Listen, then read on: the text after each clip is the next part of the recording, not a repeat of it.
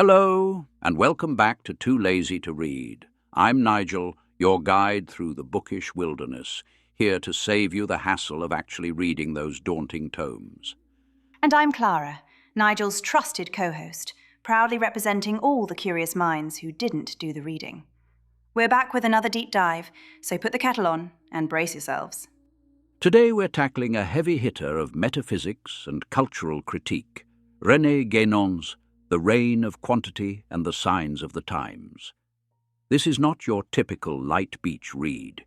It's a 1945 work by a French intellectual who essentially dissects why modern civilization is so quantitative and what that means for, well, the end of the world. Cheerful stuff. Quantitative, Nigel? Are we talking about maths? Because you know I lost count of my trauma after calculus. Not exactly maths class, Clara. Guénon uses quantity to symbolize the materialistic, numbers-obsessed worldview of the modern age.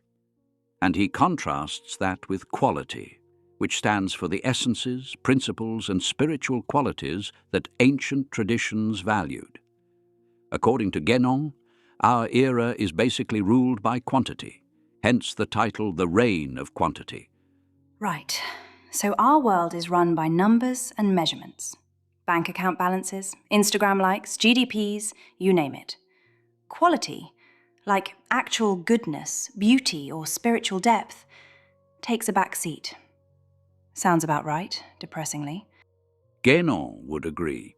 He saw modern Western civilization as an anomaly, a sort of monstrosity even, because it turns everything into quantity and loses sight of higher realities. But he also says this is inevitable given where we are in the grand cycle of ages. More on that soon. Did you say cycle of ages? Are we in the Matrix or in Doctor Who? Think more along the lines of ancient Hindu philosophy.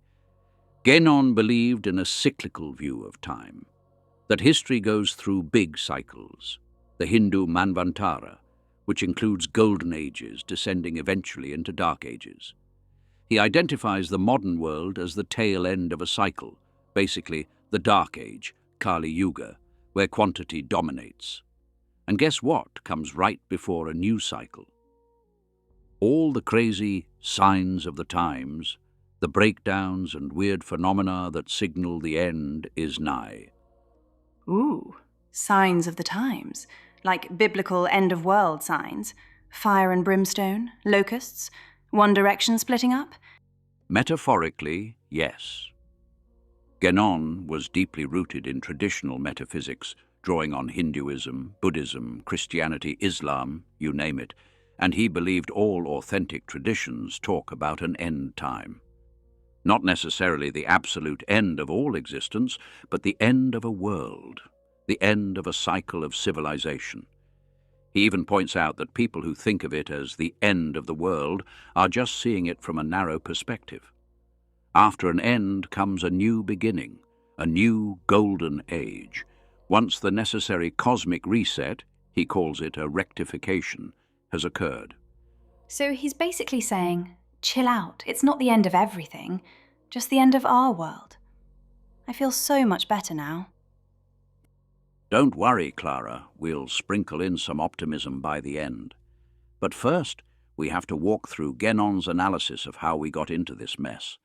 We'll break it down in a, hopefully, listener-friendly way.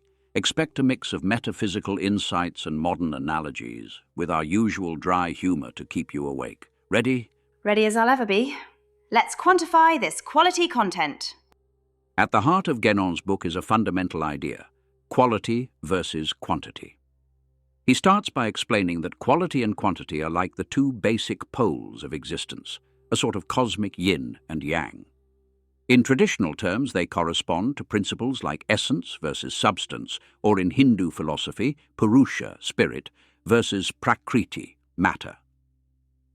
Quality and quantity are fairly generally regarded as complementary terms, Guénon writes, the first of all cosmic dualities, situated at the very principle of existence. Without it, no manifestation would be possible. So both quality and quantity matter for the world to exist.